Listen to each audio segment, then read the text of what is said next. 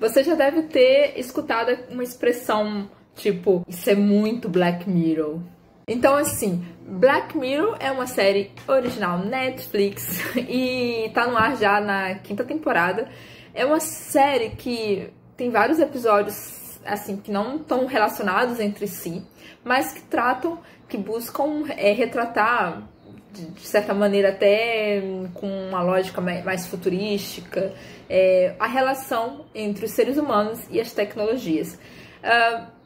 Esses cães robôs, por exemplo, eles são muito Black Mirror, porque esses cães robôs estavam assim, na 4ª temporada, mas agora a gente vê real em Singapura ou cidades como Nova York, eles fazendo esse papel da polícia.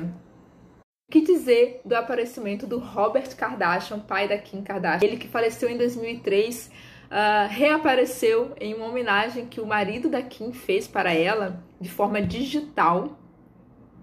E tudo isso aconteceu ano passado, em 2020, né? Não tão longe assim. Mas, assim, não vá pensando que a realidade copiou a ficção. Na verdade, é o oposto. A ficção copiou a realidade, porque esses cães robôs já tinham em Singapura antes de virar série na Netflix. E essa ideia do holograma, como eu falei, já tinham feito já nas Olimpíadas de Londres. Mas a novidade, justamente, para mim, que foi surpreendente, foi usarem a voz do próprio Robert Kardashian e um discurso novo, né? Um discurso. Não pegaram um vídeo do Robert Kardashian e colocaram num holograma, assim, de forma digital, uma tela. Não, eles simplesmente criaram um discurso novo. A voz é do Robert Kardashian, o discurso não. Tanto que no discurso ele elogia o Kanye West, que eu acho que esse é o momento mais auge, porque o rapper Kanye West ele é bem egocêntrico, né? Todo mundo sabe que ele tem um ego lá em cima, é grandão demais. E aí o Robert Kardashian acaba elogiando o Kanye West. Isso é muito incrível. Enfim. Mas já existia até não sei se ainda existe, mas há um aplicativo que faz isso, né? Que salva... o nome réplica é o nome do aplicativo, que tu vai guardando as tuas memórias, sabe? E é mais ou menos isso que tem um episódio do Netflix de Black Mirror, que o marido falece, a esposa vai lá e compra esse software, sei lá, esse programa, manda os dados todos, e-mails do marido, tudo que ela tinha de memória do marido, ela envia, e aí eles enviam pra ela uma réplica do marido dela que já morreu. É tipo um robô, um androide, só que ele é muito perfeito, de pele, de tudo. Cara, assiste essa série. Se você não assistiu ainda, assiste, que ela te prende, assim, fôlego. Mas eu vou falar, na verdade, do 5º episódio da 3ª temporada, chamado Engenharia Reversa, né? Pra quem gosta de um suspense, uma adrenalina, uma ação, um tiro pra lá, um tiro pra cá. É um episódio muito... cheio de adrenalina. Bom, nele nós temos o personagem Strip, que é um soldado. E ele tá combatendo as baratas. Então, se você quiser dar uma pausada aí lá, assistir o episódio, porque eu vou contar um spoiler muito grande aqui agora. Passado toda essa tensão lá do Strip e aquele exército, né, aquela tropa tá ali atirando, indo atrás, caçando as baratas, ele acaba... um acidente no meio de uma operação, um laser verde acaba atingindo os olhos deles. E aí que acontece um problema. Um chip que foi implantado nele, que na verdade é implantado em todos aqueles da corporação ali militar, acaba ficando com defeito. No primeiro momento ninguém percebe nada, só o Strip que tá lá se sentindo desconfortável, porque ele não tá conseguindo ter aquelas apresentações em alto relevo, sabe? De forma digital, 3D, que o chip possibilita, né? Por exemplo, eles mandam um drone fazer um mapeamento de uma casa, e aí eles conseguem receber, através do chip instalado num globo ocular, não sei, tá nos olhos ali a tela, né? Eles conseguem visualizar em 3D o que o drone o mapeamento que o drone fez. Enfim, algo muito tecnológico, assim, muito incrível. A gente até, uau, meu Deus, que maravilha. E aí o que acontece é que, com defeito nesse chip, o Strip descobre que ele, na verdade, está vivendo uma grande mentira. Que aquelas baratas que ele estava perseguindo e matando, na verdade, são seres humanos. Isso é um baque, um choque para ele totalmente, né? Porque ele vai recusar essa nova realidade. Enfim, é uma série que também tem um drama muito interessante. E os melhores diálogos estão justamente entre o Strip, que é esse soldado, e o e o engenheiro desse software, sabe? Que é o ator que faz o Doug em Dr. House. Então a gente até já conhece, já tá meio que familiarizado com a cara dele. Esses dois personagens, quando se encontram, se conversam, eles acabam revelando pra gente um esquema muito interessante. E que alguns cientistas sociais vão analisar esse episódio justamente fazendo essa relação não entre a tecnologia e os seres humanos, né? Nem isso. Mas vamos fazer uma relação com o que a gente vive atualmente agora, no presente, né? Na época eu li muitos artigos comparando a situação com a guerra na Síria e o envolvimento dos Estados Unidos e como aqueles sírios eram tratados, enfim.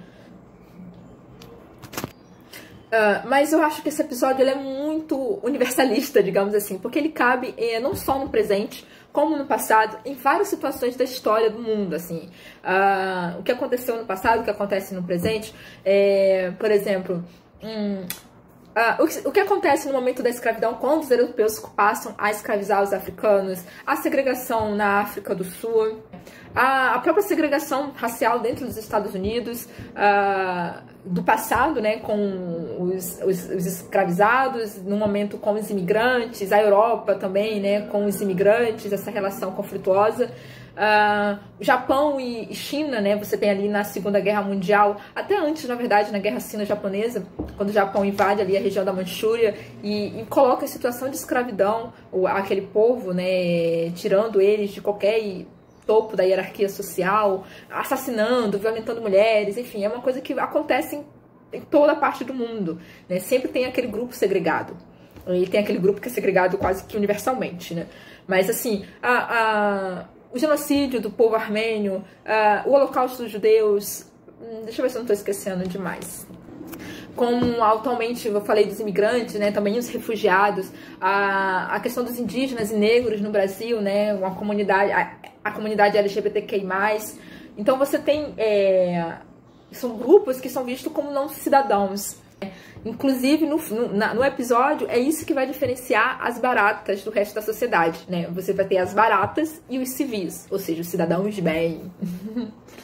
E as baratas são esses seres monstruosos, perigosos, que são violentos, que atrapalham os cidadãos de bens. É isso que a gente vai ter, é a primeira informação que a gente vai ter sobre essas baratas que os soldados têm que combater e defender os civis dele, né, dessas baratas. E por incrível que pareça, esse termo barata é muito conhecido da nossa história, né?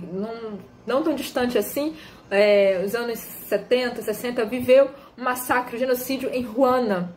Né? Esse genocídio colocou dois grupos étnicos em confronto, que eram os Tutsis e os Hutus.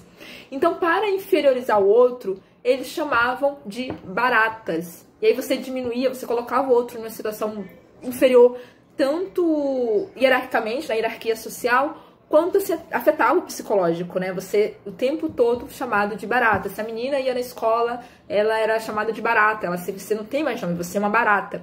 E a Escolástica, que é uma escritora ruandesa, que atualmente mora na França, acho que é França, Bélgica, ela que escreve muito sobre isso, inclusive tem um livro autobiográfico, né, chamado Baratas, que para quem quiser, tiver curiosidade de assistir, né, não só isso, acho que até os judeus também, durante o período do Holocausto, eles vão ganhar esse estigma de bicho, né, são chamados de ratos, por exemplo.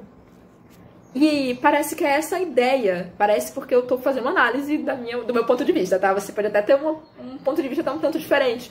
Mas assim, em engenharia reversa você tem essa coisa da máscara como um símbolo, né? Pra gente refletir quais são as máscaras que a gente usa hoje, atualmente, usou no passado, usa atualmente. Como é fácil a gente colocar esse véu de enxergar o outro como o inimigo. A gente tira toda a humanidade dele. Como a gente faz com os indígenas, por exemplo, né? A gente ridiculariza a cultura, a gente não considera eles como nacionais, a gente, assim, eu digo um grupo, né? Porque eles não compactua, não participa do resto da comunidade da forma que todo mundo acha que deve ser, né? Um comportamento universal. Se todo mundo come de garfo e faca, então esse é o normal. Se você come de mão, esse é o antinatural. Então você é inimigo do grupo que come de garfo e faca. Então você acaba criando característica que inferioriza o grupo e fica muito mais fácil, muito mais delicinha você negar qualquer humanidade a negros, indígenas, LGBTQI, sírios, libaneses, chineses, qualquer grupo que você vai colocar como inferior. E quando eu falo você, aí eu já vou ter que puxar lá para Marx, porque não é só você, não é exclusivamente você. Existe uma classe dominante que domina não só a tecnologia, a informação, a produção de conhecimento, né? E ela vai dominar também o pensamento, né? Então ela vai induzir as pessoas nessa máscara, né? Ela vai convocar essa máscara social para facilitar, né, o conflito dentro da sociedade. Então esse chip ou máscara acaba funcionando, na verdade, como um discurso, né? A gente pode interpretar dessa forma, como um discurso da classe dominante que influencia a construção do ódio pelo outro, sabe? Tanto que vai ter um diálogo, como eu falei, presta atenção no diálogo entre o engenheiro e o soldado. Que aí ele vai dizer o seguinte, o engenheiro, ele vai dizer assim, sem esse chip, as pessoas simplesmente, você e os soldados, eles não conseguem matar, né? Não é que eles não conseguem, né? Ele vai falar, ele vai até mostrar, assim, pro Strip como seria se ele tivesse sem a máscara. Ele vai, tem o poder, aquele chip tem o poder, inclusive, de fazer o cara voltar à memória do dia que ele esfaqueou uma barata, que ele deu tiro na testa de uma barata, e aí ele não vê mais a barata, ele não vê aquele ser monstruoso que o chip colocava ali pra ele ver. Ele consegue ver o ser humano, um homem. Ele atirou na cabeça de um homem na frente de uma criança. Ele esfaqueou um homem que já estava imobilizado, né? Atos de crueldade ali, cruel. Então, quando ele vê isso, ele percebe que ele não tinha uma motivação para cometer aquelas atrocidades, né? Mas com o chip, até antes da gente descobrir do que é a barata, do que se tratava, aquela atrocidade estava sendo justificada, né? Porque eram baratas, eram seres monstruosos, criminosos. Então o que Marx vai dizer, por exemplo, é que a criminalidade ela não existe, ela é uma construção social. O Estado burguês, ele necessita desses lugares onde as pessoas estão abandonadas pelo Estado, né, por políticas públicas, por qualquer assistência, tipo educação, saneamento básico, emprego, que é o mínimo, né? Enfim, o Estado se ausenta disso. Nesses lugares, a morte e a violência são naturalizadas pela sociedade, porque ali são pessoas que não têm mérito nenhum, nem de viver. Então, o Estado, então essa ideologia da classe dominante, a sociedade acaba abraçando. E por que ela acaba abraçando? Aí a gente vai na Marx e na simbologia que o episódio traz pra gente, que é, por exemplo, o engenheiro fala assim, Strip, você vai ter que escolher entre viver essa realidade ou viver com o chip, né, fazendo o seu trabalho. E aí, no final, ó, spoiler, a gente acaba vendo o Strip todo uniformizado, saindo de um carro e chegando em uma casa. E a gente consegue ver as duas realidades. A casa feia assim, abandonada, talvez inverno, início do inverno, com as árvores sem folhas. E o que o Strip está vendo com o chip, que é uma casa muito bonita, as árvores frondosas, verdes, com flores amarelas, cortinas na janela da casa, e uma linda mulher, né, que o Strip é apaixonado, sei lá, que sempre aparece para ele nessas ilusões que o chip produz para ele. Então, a cada barata assassinada, a cada inimigo assassinado, esse engenheiro consegue colocar no chip, reproduz no chip uma ilusão que traga prazer para o Strip, e assim justifica, sei lá, dá sentido à sua existência. É uma migalha. Mas é isso que a sociedade, a classe dominante faz com a gente. Sonha aí com a liberdade, sonha aí com a fraternidade, sonha aí com a igualdade de justiça, sonha aí com um carrão, sonha aí com a casa, uma mansão, um iate. Mas nada disso está ao seu alcance. Porque a classe dominante, justamente, ela só tá isso, só cria esses desejos, essas ilusões, para que você cumpra a sua função dentro do Estado capitalista.